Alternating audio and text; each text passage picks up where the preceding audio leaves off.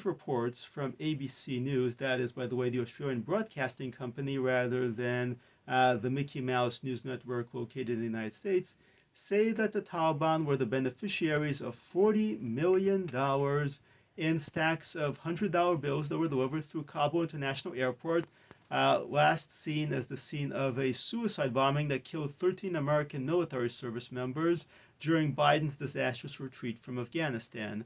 Questions are being raised where all those stacks of $100 bills are coming from and why they're being described as humanitarian aid.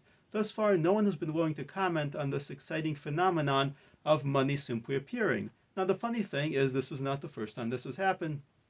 This is at least the third batch of a $40 million shipments that are arriving at Kabul International Airport to benefit the Taliban. And right before the arrival of that $40 million, the Central Bank of Afghanistan announced that it was going to hold an auction for $17 million, American dollars, again, which it's going to use to prop up its currency, the Afghani. Now, the other funny thing about the Afghani was that the Biden administration recently announced that they were going to help the Taliban print more of these Afghani notes because the old ones are wearing out. This, of course, has been described as humanitarian aid. Humanitarian aid. When the definition of humanitarian aid to most people is medical supplies, it's food, it's drinking water, it's at least a few issues of People magazine, or at least if you want to torture people. Instead, what we're getting here are stacks and stacks of money. The Biden administration is actively helping the Taliban print money, and it's seemingly dispatching a whole lot of money their way. Where did that money come from, and where is that money going? Now, we know that the Biden administration seized $3.5 billion from money that was originally intended for victims of September 11th and their family members that they won in a lawsuit against the Taliban. That $3.5 billion was diverted by the Biden administration into a trust to supposedly help the people of Afghanistan. And of course, we can trust that the Biden administration is doing only the right things with that trust. What is that money going to be dedicated for? Well, humanitarian aid. And the Afghan Central Bank apparently describes an infusion of $40 million in $100 bills as humanitarian aid.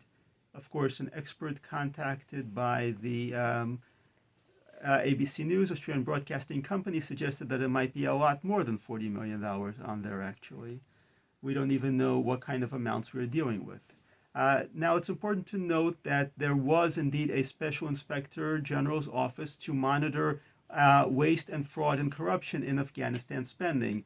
Unfortunately, once Biden retreated from Afghanistan, the State Department, USAID, which is now currently under the aegis of Samantha Power, you know her, lovely lady, of course, and a number of other agencies, including the Treasury Department, have illegally refused to cooperate with the Special Inspector General on Afghanistan reconstruction because they claim there is now no reconstruction going on. However, they're still continuing to direct vast amounts of money into Afghanistan. We know that over $1.1 billion has been directed to Afghan aid since the fall of the Afghan government and the Taliban takeover. As a result, because of the refusal to cooperate with the Special Inspector General's office, we do not know where that money is going, and there is absolutely no transparency whatsoever. A number of senators and Congress members, including Senator Chuck Grassley, Representative Michael McCall, have directed letters. They've stated that the refusal to answer questions to for the Afghan watchdog is itself illegal, is in violation of federal law. But you know, of course, how obedient to federal law and to law in general the Biden administration is. Right now, we have the bizarre and very surreal spectacle of the Biden administration continuing to pump money into a terrorist state that they have sanctioned themselves in the name of humanitarian aid. A recent position taken by the Biden administration allowed actually dealings with not only the Taliban, but the Haqqani network, which is integrated with Al-Qaeda, in order to provide humanitarian aid. Now, when your idea of humanitarian aid is providing mountains and mountains of cash, when it means dealing with terrorists, and maybe it's not humanitarian aid after all. While American families are suffering, while So many people have trouble even affording groceries, affording to fill their cars with gas.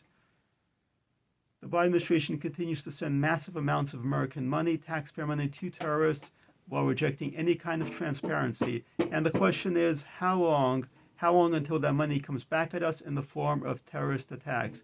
We know that the head of Al Qaeda was there in Kabul under the protection of the Taliban. We know that Al Qaeda is recharging, rearming, and rebuilding its base in Afghanistan all over again. The Biden administration continues to fund, arm, and enable terrorism against the United States. And at the rate that it's going, we are once again going to be paying for our own destruction. Those who remember know that the Clinton administration tried to maintain relations with the Taliban when they took power under a guy by the name of Blinken. Today, Blinken is the Secretary of State, and the same Democrats, the same politicians, the same diplomats who got us into this mess are getting us into this mess all over again, and it's as clear and as obvious as the stacks and stacks of $100 bills in Kabul International Airport. Thank you for listening.